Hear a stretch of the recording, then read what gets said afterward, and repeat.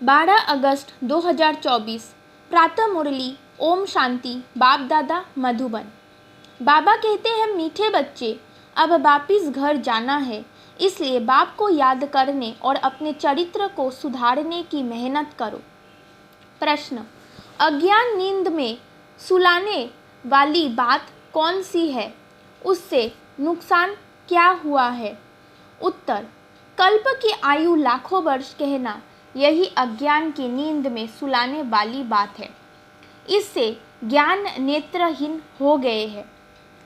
घर को बहुत दूर समझते हैं, बुद्धि में है अभी तो लाखों वर्ष यही ही सुख दुख का पाठ बजाना है, इसलिए पावन बनने की मेहनत नहीं करते हैं। तुम बच्चे जानते हो अभी घर बहुत नज़दीक है, अब हमें मेहनत करके कर्मातीत बनना है। ओम शांति।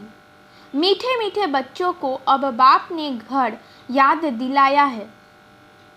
भल भक्ति मार्ग में भी घर को याद करते हैं, परंतु वहाँ जाना कब है, कैसे जाना है, वो कुछ भी नहीं जानते। कल्प की आयु लाखों वर्ष कह देने कारण घर भी भूल गया है। समझते हैं लाखों वर्ष यहाँ ही पाठ बजाते हैं तो घर भूल जाता है। अभी बाप याद दिलाते हैं, बच्चे घर तो बहुत नज़दीक है, अब चलेंगे अपने घर। मैं तो तुम बच्चों के बुलावे पर आया हूँ, चलेंगे। कितनी सहज बात है। भक्ति मार्ग में तो पता भी नहीं पड़ता कि कब मुक्ति धाम में जाएंगे।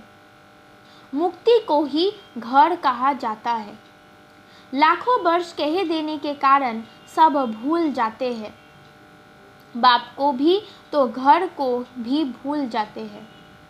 लाखों वर्ष कहने से बहुत फर्क पड़ जाता है।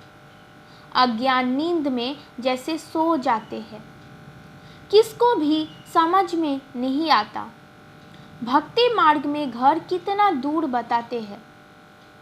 बाप कहते हैं वहाँ मुक्ति धाम में तो अभी जाना है।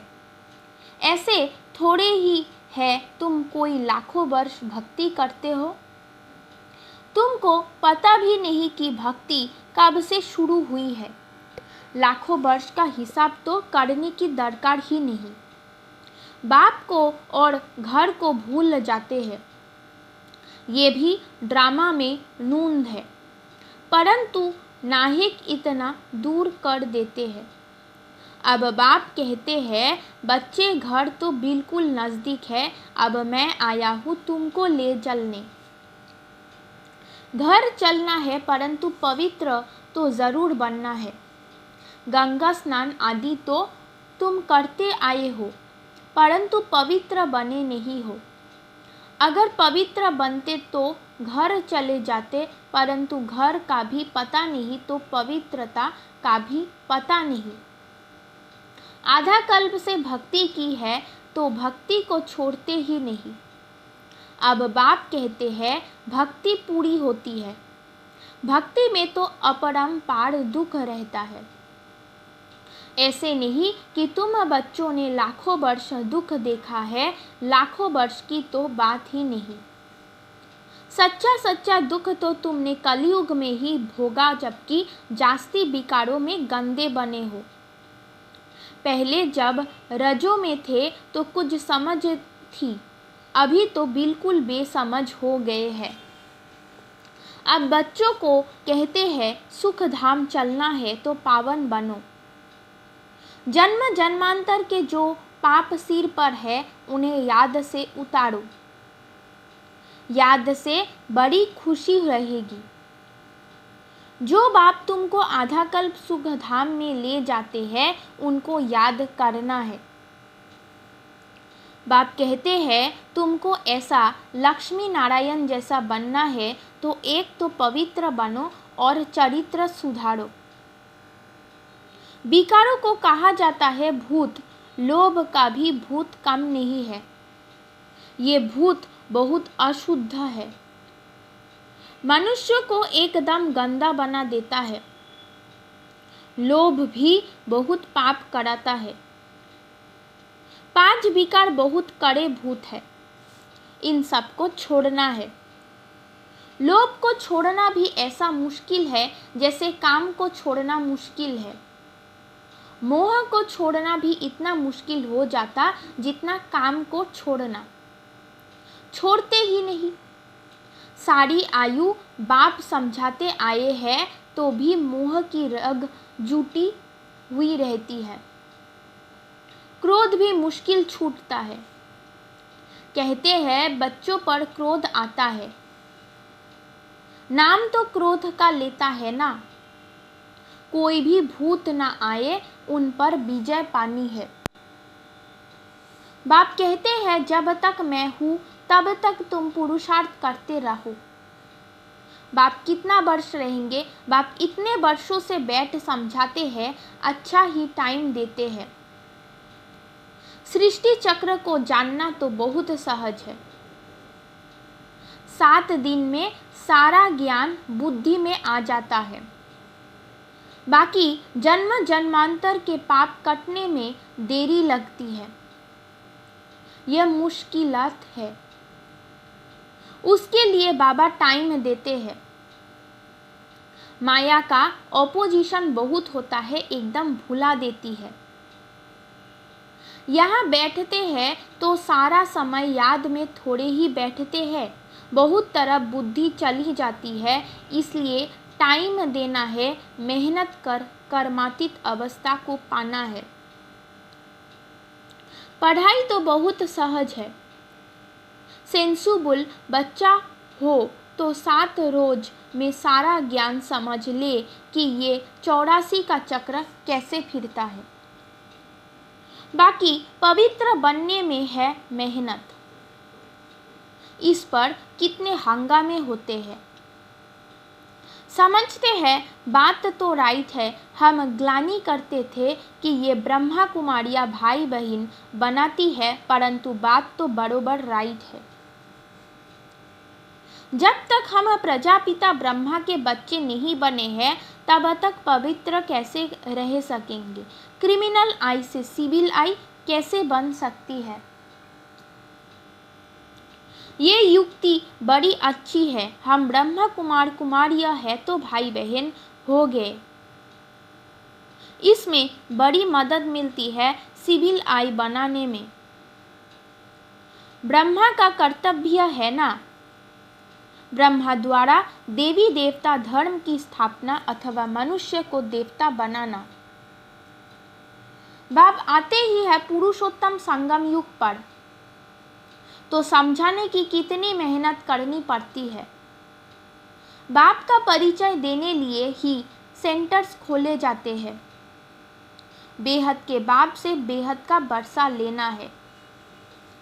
भगवान तो है निराकार। श्री कृष्ण तो देहधारी है, उनको भगवान कह नहीं सकते। कहते भी है भगवान आकर भक्ति का फल देंगे, परंतु भगवान का परिचय नहीं है। कितना तुम समझाते हो फिर भी समझते नहीं।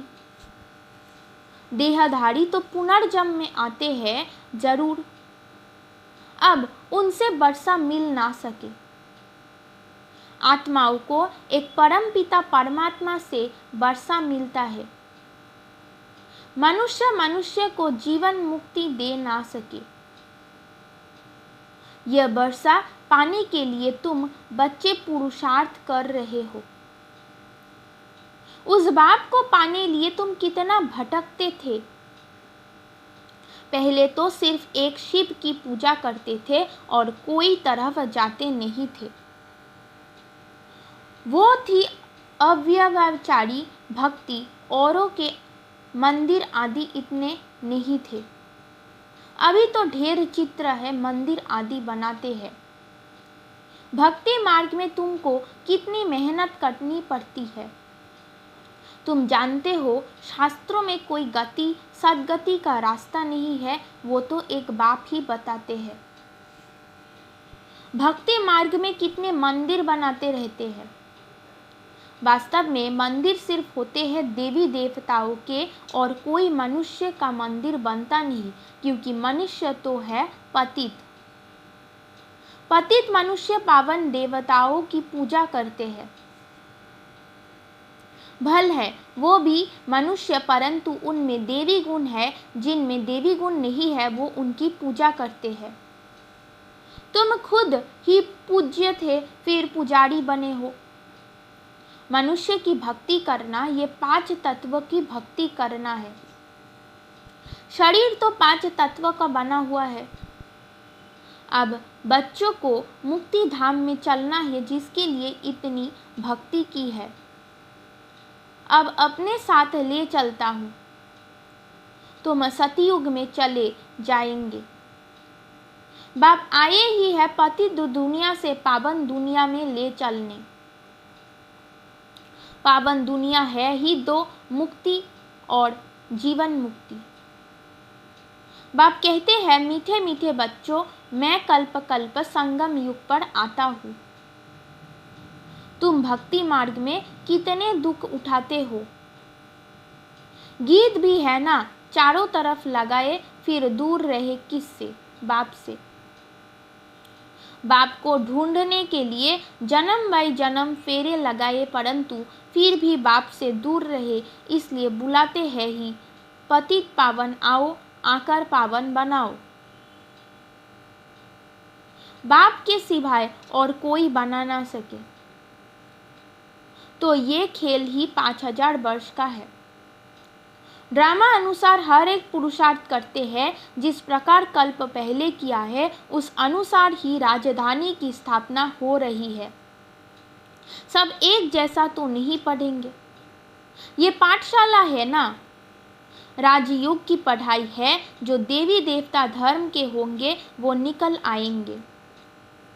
मूल वतन में भी जो संख्या है वो एक्यूरेट होगी, कम जास्ती नहीं। नाटक में एक्टर्स का अंदाज बिल्कुल पूरा है, परंतु समझ नहीं सकते। जितने भी है उतने एक्यूरेट है, फिर भी वो आकर पार्ट बजाएंगे।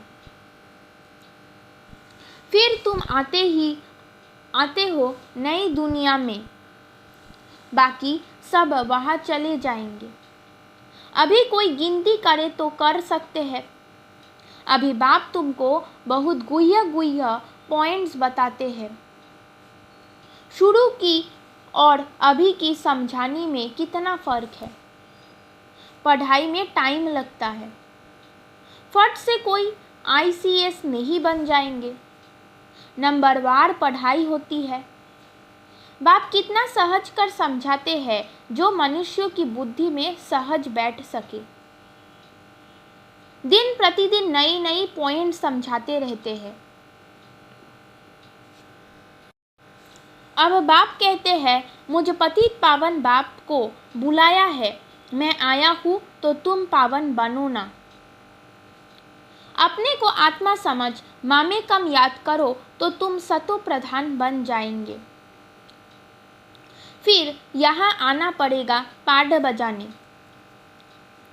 बाप कहते हैं, आत्मा पतित बनी है, इसलिए पतित पावन बाप को याद करते हैं पावन बनाने के लिए। कितना वंडर है, इतनी छोटी सी आत्मा कितना पाड बजाती है। इसको कुदरत कहा जाता है। उनको देखा नहीं जाता है। कोई कहते हैं हम परमात्मा का साक्षात्कार करें। बाप कहते हैं, इतनी छोटी बिंदी का तुम साक्षात्कार क्या करेंगे। मैं जानने लायक हूँ, बाकी देखना तो मुश्किल है। आत्मा को ये सब कर्मेंद्रिया मिली हुई है पाठ बजाने के लिए। कितना पाठ बजाती है, ये वंडर है। कभी भी आत्मा घिसती नहीं। ये है अविनाशी ड्रामा। ये अविनाशी बनाया है। कब बना ये पूछ नहीं सकते। इनको अनादि कहा जाता है। मनुष्य से पूछो, रावण को कब से जलाते आए हैं, शास्त्र कब से पढ़ते आए हो, तो कह देते हैं अनादि है, पता नहीं है। मूंझे हुए है ना। बाप बैठ समझाते हैं हूबहू जैसे बच्चों को पढ़ाते हैं। तुम जानते हो हम बिल्कुल बेसमझ थे, फिर बेहद की समझ आ गई है। वो होती है हद की पढ़ाई, ये है बेहद की। आधा कल्प है दिन, आधा कल्प है रात। 21 जन्म तुम रिंचक भी दुख नहीं पा सकते। कहते हैं ना शल तुम्हारा बाल भी बाका ना हो, कोई दुख दे ना सके। नाम ही है सुख धाम, यहाँ तो सुख है ही नहीं। मूल बात है पवित्रता की। कैरेक्टर्स अच्छे चाहिए ना। बच्चों को हर बात क्लियर समझाई जाती है। नुकसान और फायदा होता है ना। अभी तो बाप कहते हैं फायदे की बात ही छूटी।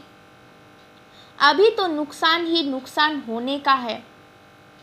विनाश का समय आ रहा है, उस समय देखना क्या क्या होता है। बरसात नहीं होती है तो अनाज की कितनी महंगाई हो जाती है। भल कितना भी कहते हैं 3 वर्ष के बाद बहुत अनाज होगा, फिर भी अनाज बाहर से मंगाते रहते हैं। ऐसा समय आएगा जो एक दाना भी मिल नहीं सकेगा। इतनी आपदाएं आनी है, इनको ईश्वरीय आपदाएं कहते हैं। बरसात नहीं पड़ी तो अकाल जरूर पड़ेगा। सभी तत्व आदि बिगड़ने वाले हैं। बहुत जगह तो बरसात नुकसान कर देती है। तुम बच्चे जानते हो बाप आदि सनातन देवी देवता धर्म की स्थापना कर रहे हैं। तुम्हारी एम ऑब्जेक्ट है यह, फिर से तुमको नर से नारायण बनाते हैं। ये बेहद का पाठ बेहद का बाप ही पढ़ाते हैं।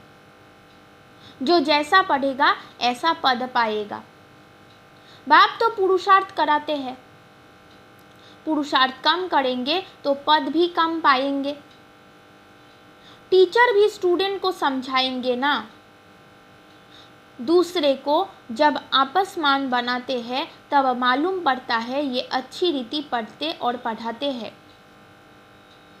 मूल है ही याद की यात्रा, सिर पर पापों का बोझा बहुत है, मुझे याद करो तो पाप भस्म हो। ये है रूहानी यात्रा। छोटे बच्चे को भी सिखलाओ कि शिव बाबा को याद करो, उनका भी हक है। यह नहीं समझेंगे कि अपने को आत्मा समझ बाप को याद करना है। नहीं, सिर्फ शिव बाबा को याद करेंगे। मेहनत करने से उनका भी कल्याण हो सकता है। अच्छा, मीठे मीठे सिकिलते बच्चों प्रति माता पिता बाप दादा का याद प्यार और गुड मॉर्निंग। रूहानी बाप की रूहानी बच्चों को नमस्ते। धारणा के लिए मुख्य सार नंबर 1, नर से नारायण पद प्राप्त करने के लिए बेहद के बाप से बेहद का पाठ पढ़कर दूसरों को पढ़ाना है। आप समान बनाने की सेवा करनी है।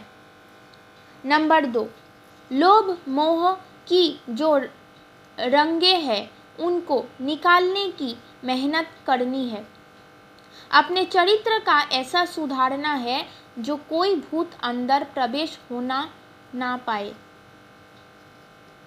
वरदान, भगवान और भाग्य की स्मृति से औरों का भी भाग्य बनाने वाले खुशनुमा खुश नसीब भव।